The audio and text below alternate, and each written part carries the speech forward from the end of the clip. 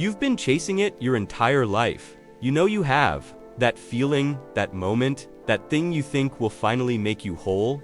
And every time you get close, every time you think you've found it, it slips through your fingers like water.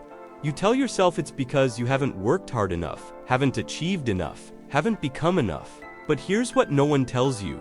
The problem isn't that you haven't found happiness. The problem is that happiness was never designed to fill you, and the more you chase it, the emptier you become. Let me show you something you've been avoiding your whole life. Something about the very structure of desire itself. Because what you're experiencing right now, this endless hunger that nothing satisfies, isn't a personal failure. It's not even a mistake. It's the fundamental architecture of being human, and once you see it, you can't unsee it.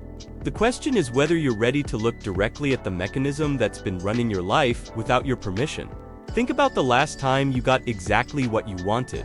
Maybe it was a promotion, a relationship, a purchase you'd been dreaming about for months. Remember that feeling, that electric rush of finally having it? Now remember what happened next. How long did it last? A day? A week? A month, if you were lucky? And then what? The exact same emptiness you were trying to escape came flooding back, but now it wore a different face. Now it whispered that you needed something else, something more, something different. The target moved. It always moves. This isn't coincidence. This is hedonistic adaptation, and it's the silent architect of your suffering.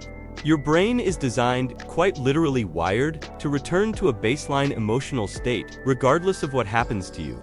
Lottery winners and accident victims both report similar levels of life satisfaction within a year of their life-changing events. Read that again. The thing you think will save you and the thing you think will destroy you both deliver you to the same emotional destination. Your nervous system doesn't care about your dreams, it cares about equilibrium. But here's where it gets darker, and this is what the positive psychology movement doesn't want you to know. Every time you satisfy a desire, you're not filling a hole, you're digging it deeper. Your tolerance for pleasure increases, your threshold for satisfaction rises. What used to thrill you now barely registers.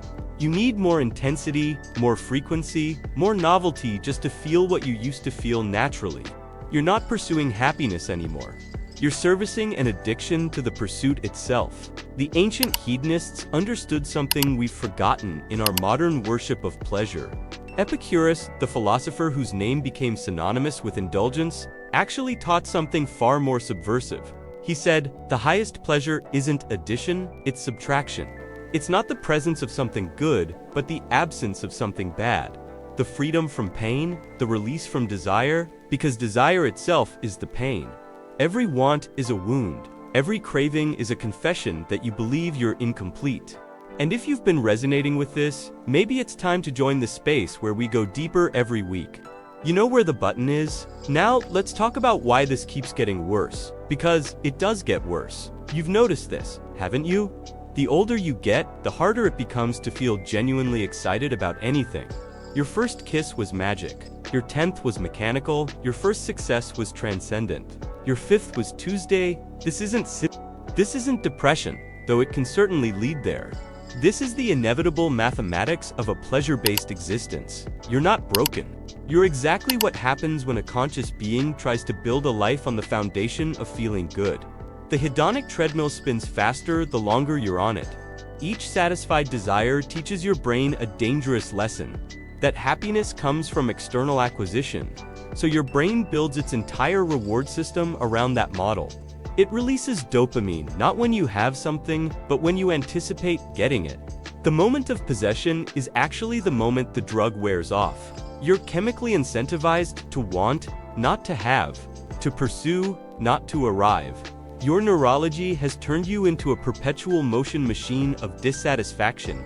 Here's the truly sinister part. The market knows this about you.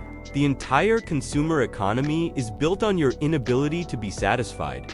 Every advertisement is a carefully crafted message that you are incomplete, and this product is the missing piece. But it never is. It can't be. Because if you ever actually felt complete, you'd stop buying. You'd stop seeking.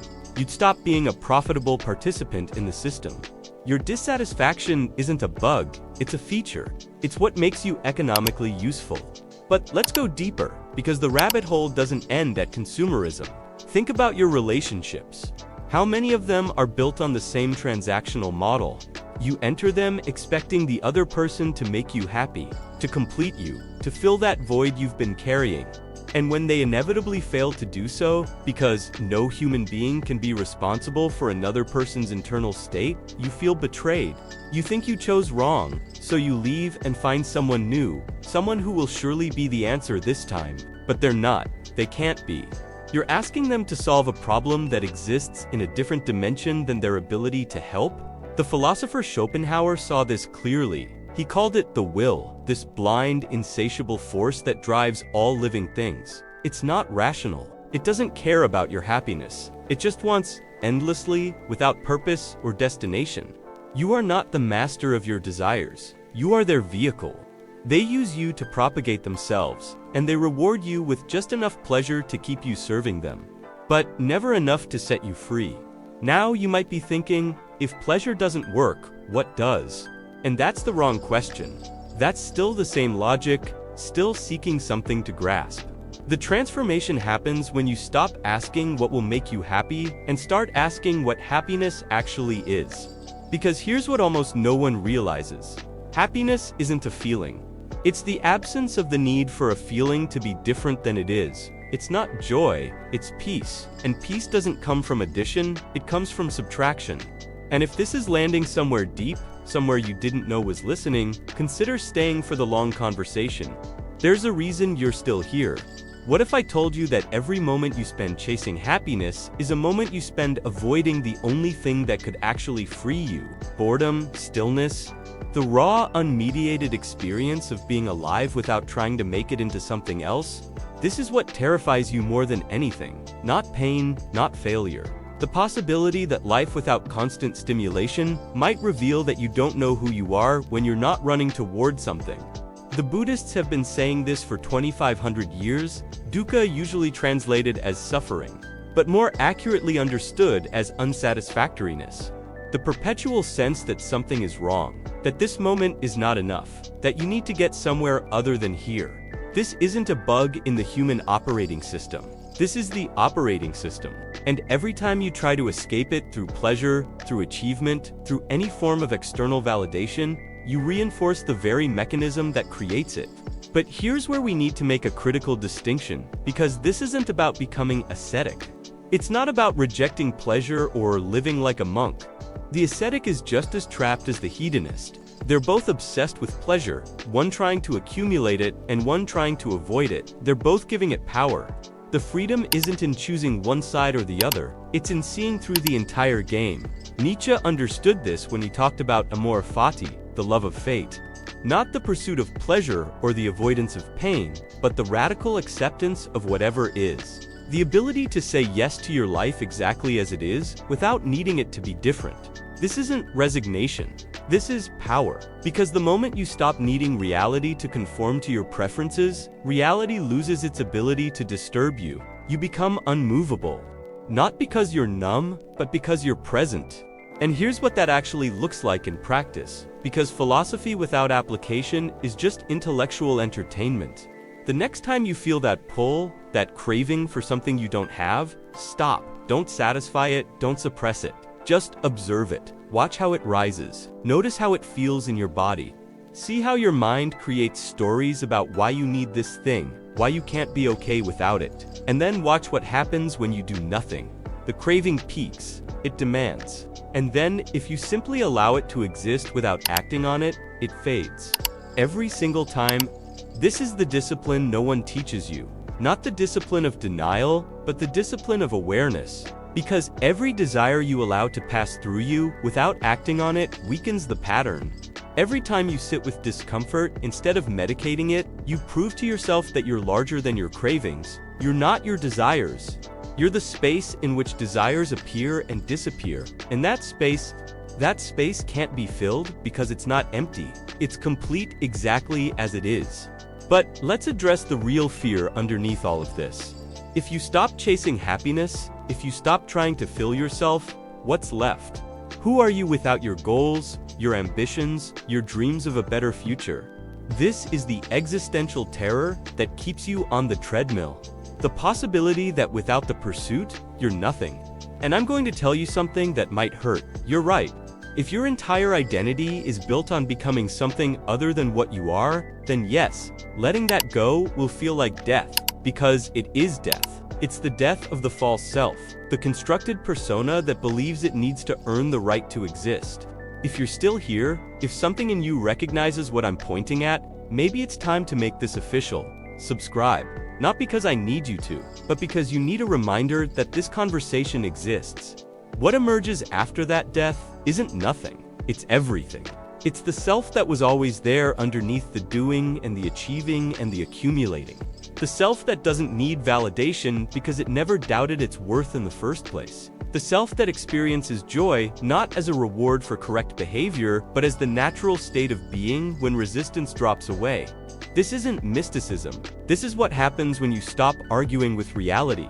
Marcus Aurelius wrote that the obstacle is the way, but he wasn't talking about overcoming obstacles through effort. He was talking about the realization that the obstacle and the way are the same thing. Your dissatisfaction isn't blocking you from happiness. Your dissatisfaction is showing you where you're still clinging to the belief that happiness is somewhere else, somewhen else, in some version of yourself that doesn't exist yet. The dissatisfaction is the teacher. And the moment you stop trying to get rid of it and start listening to what it's showing you, everything changes. Here's a thought experiment. Imagine you could have everything you've ever wanted, every desire satisfied, every goal achieved, every fantasy fulfilled. Now imagine you get it all at once, right now. What happens? Seriously, think about it. You'd have nothing left to pursue, no reason to get out of bed, no future to fantasize about. The meaning you've built from the pursuit would evaporate. You'd be lost. This tells you something crucial. You don't actually want what you think you want. What you want is the wanting itself, the sense of moving toward something, the identity of being someone who has dreams and ambitions and potential. But that identity is a prison because it means you can never arrive. You can never be enough. There's always another level, another achievement, another version of yourself to become. You're trapped in an eternal state of insufficiency. And the tragedy is that you do this to yourself voluntarily. You choose the prison because you're terrified of the freedom that exists outside of it. The freedom is simple. It's the recognition that you were never insufficient in the first place. That there's nothing to achieve because there's nothing missing. That happiness isn't something you find or create or earn. It's what remains when you stop disturbing your own peace with the belief that this moment isn't enough. It's what's here right now, underneath your thoughts about what should be happening instead. This is why meditation traditions don't ask you to do anything. They ask you to stop doing. To stop the constant mental activity of judging, planning, comparing, fantasizing, because in that stillness, in that gap between thoughts, you discover something shocking. You're already okay. You always were.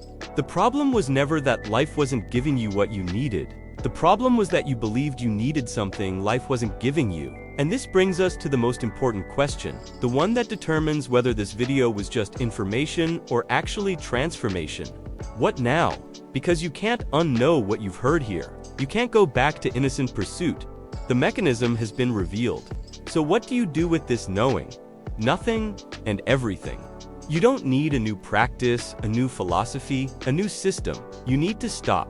Stop running. Stop seeking. Stop trying to make yourself into something other than what you are. Not forever, not dramatically, just for a moment. Right now, feel what it's like to not need anything to be different. Notice that you're breathing. Notice that you're aware. Notice that this is enough. It always was. The happiness you've been chasing wasn't hiding somewhere in the future. It wasn't waiting for you to become worthy of it. It was here the entire time, buried under your search for it. And the only reason it never filled you is because you kept looking past it, trying to find something bigger, better, more. There is no more. This is it. This moment, this breath, this awareness. This is what you were looking for. And the reason it only gets worse when you chase it is because the chase takes you further from where you already are. So here's my invitation to you, not as a teacher to a student, but as one confused human to another. Stop for 1 hour today. No phone, no distraction, no productive activity. Just sit with yourself. Sit with whatever comes up, the boredom, the anxiety, the restlessness. Don't fix it. Don't solve it. Don't make it mean something. Just let it be. And in that space, in that radical act of allowing life to be exactly as it is, without your interference, you might discover something that no achievement, no pleasure, no external validation could ever give you. You might discover that you're already free, you just forgot.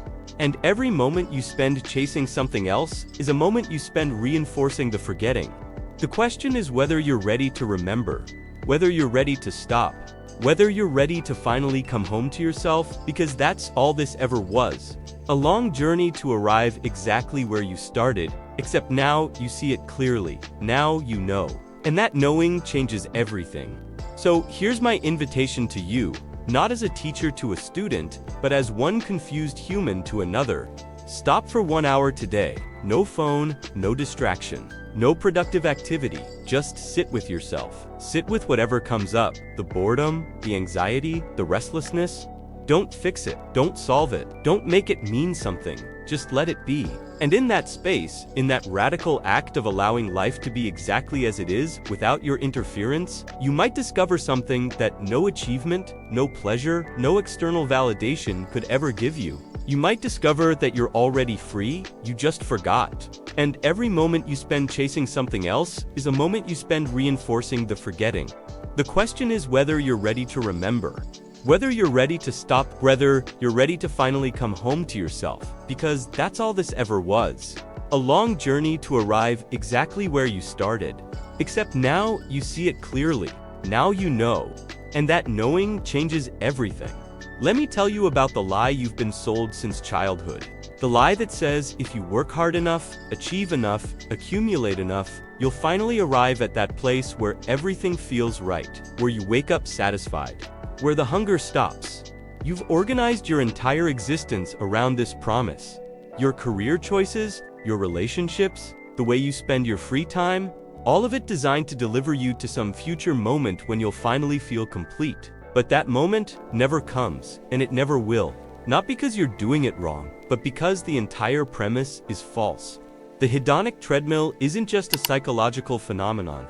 It's the structure of conscious experience itself. Your brain is prediction machinery. It's constantly comparing what is against, what it expected, what it wanted, what it believes should be happening.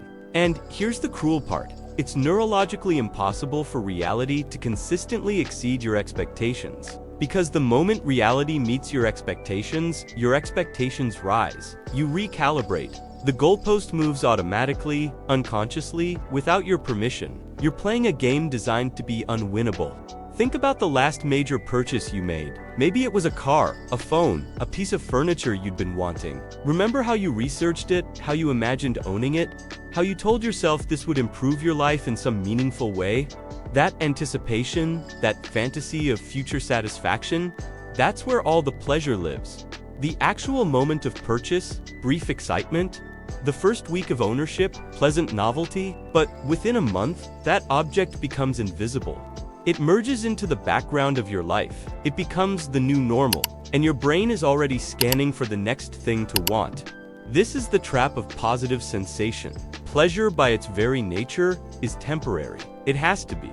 If pleasure was constant, it wouldn't be pleasure anymore. It would just be existence. Your nervous system can only register change, contrast, deviation from baseline, which means that every high requires a return to neutral. Every peak creates a valley. The more intensely you pursue positive experiences, the more dramatic the crash when they end. You're not building a life of sustained happiness. You're creating increasingly volatile emotional oscillations. And here's what makes it worse. You know this. On some level, you've always known this. You've experienced it countless times. The vacation that was supposed to change everything but left you feeling empty 3 days after you got home. The promotion you worked years for that felt hollow within weeks. The relationship you thought would complete you that somehow made you feel more alone. You keep touching the hot stove and expecting it not to burn you. Why? Because the alternative is terrifying. If pleasure doesn't work, if achievement doesn't work, if external validation doesn't work, then what are you supposed to do? How are you supposed to live? The entire cultural narrative collapses. Every advertisement, every movie, every success story you've been fed becomes suspect. You'd have to admit that you've been running in the wrong direction your entire life. That everyone you know is also running in the wrong direction. That the authorities, the experts, the successful people you admire are just as lost as you are. That's a level of disillusionment most people can't tolerate, so you keep running. You tell yourself that you just haven't found the right thing yet, that you need to try harder, be smarter, make better choices. You turn your dissatisfaction into a productivity problem. You buy books about habits and optimization. You follow influencers who promise to show you the secrets of fulfillment. You join communities of other seekers who are also convinced that the answer is just around the next corner. And all of this activity, all of this striving, all of this hope for a better future serves one purpose: to distract you from the present moment. Because the present moment, when you actually look at it directly, reveals something you don't want to see. It reveals that you're afraid, not of failure, not of judgment, not of missing out. You're afraid of ordinariness. You're afraid that if you stop trying to be special, to achieve something remarkable, to leave your mark, you'll discover that you're just another person living an unremarkable life, that your existence doesn't matter in any cosmic sense, that you'll be forgotten within 2 generations, that the universe is indifferent to your dreams and aspirations. This terror of insignificance drives almost everything you do, and pleasure is just the anesthetic you use to numb yourself to it. But here's what the ancient hedonists understood that modern pleasure seekers have forgotten. Epicurus didn't advocate for unlimited indulgence. He advocated for the cultivation of ataraxia, a state of tranquility achieved through the elimination of unnecessary desires. He divided desires into 3 categories: natural and necessary, like food and shelter; natural but unnecessary, like gourmet meals and luxury; and unnatural and unnecessary, like fame and wealth. His philosophy wasn't about maximizing pleasure. It was about minimizing disturbance. Because real freedom isn't having everything you want. Real freedom is not wanting what you don't have. It's the capacity to be content with simplicity, to find sufficiency in the bare necessities, to experience satisfaction without conditions. This sounds like deprivation to the modern ear, like settling, like giving up on your potential, but it's actually the opposite. It's giving up on the fantasy that your potential lies somewhere in the future, in some version of yourself that doesn't exist yet. It's recognizing that you're already complete, that you always were. Now, I know what you're thinking. This sounds like spiritual bypassing, like toxic positivity dressed in philosophical language, like I'm asking you to deny your legitimate desires and pretend everything is fine when it's not. But that's not what I'm saying at all. I'm not asking you to suppress anything. I'm asking you to investigate something, to look directly at the mechanism of desire itself and see what it actually is, how it actually functions, what it actually delivers. Desire is a felt sense of lack. It's the experience of incompleteness seeking completion. It arises spontaneously, without your conscious choice. You don't decide to want something, the wanting appears, and then you either act on it or you don't. But here's the critical part that almost everyone misses. Satisfying a desire doesn't eliminate the capacity for desire. It just temporarily quiets one specific wanting. The mechanism itself remains active. In fact, it strengthens. Because every time you teach your brain that satisfaction comes from external acquisition, you reinforce the neural pathways that generate craving. This is why people who have everything are often the most miserable. They've proven to themselves, conclusively, that accumulation doesn't work, but they don't know what else to do. They're trapped in a burning building with no exit. They can't go back to the innocence of believing that the next thing will finally be enough, but they also can't stop trying. So they cycle through increasingly extreme attempts to feel something. More expensive toys, more exotic experiences, more dramatic relationships, more dangerous behaviors. Anything to break through the numbness, to feel alive again, to recapture that original thrill they remember from before the pattern became obvious. And if you're recognizing yourself in these words, if something here is cutting close to the bone, maybe it's time to stop being a visitor and become part of the community. You know what to do. The way out isn't through more, it's through less. Not less in the ascetic sense of denial and punishment. Less in the sense of simplification, reduction. Return to basics. This is what all wisdom traditions point toward, though they use different language. The Christian mystics called it kenosis, self-emptying. The Taoists call it wu-wei, effortless action. The Buddhists call it sunyata, emptiness.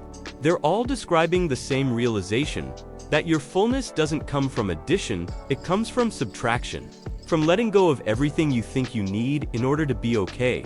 But letting go is terrifying. Because you've built your entire identity around your desires and ambitions. You are what you want. You are what you're becoming. You are your potential. Strip that away, and who's left? This is the existential crisis that most people spend their whole lives avoiding. The possibility that underneath all the doing and striving and achieving, there's nothing. Just empty space. Just biological machinery running programs it didn't choose. Just another animal pretending to be special because it can think about its own existence. And you know what? That's exactly what's there. You are nothing special. Your thoughts aren't particularly profound. Your feelings aren't uniquely intense. Your struggles aren't more meaningful than anyone else's. You're a standard issue, human being experiencing standard issue human problems. This is the truth you've been running from. And it's also the truth that will set you free. Because once you accept your ordinariness, once you stop trying to be exceptional, once you give up the exhausting performance of significance, something extraordinary happens. You relax, you stop defending, you stop proving, you stop needing reality to confirm your worth. And in that relaxation, in that surrender, you discover that you're already okay. Not because you achieved something or figured something out, but because okay was never conditional in the first place. This is the end of seeking. Not because you found what you were looking for, but because you realized you were never actually lost. The dissatisfaction you've been trying to escape your whole life isn't a problem to be solved.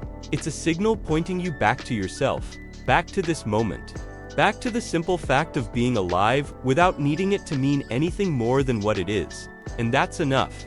It was always enough. You just convinced yourself it wasn't because you believed the stories about needing to become someone other than who you are, but you don't. You never did. You're already home. You're just refusing to admit it because admitting it would mean the journey is over. And if the journey is over, what's left? Everything. Absolutely everything.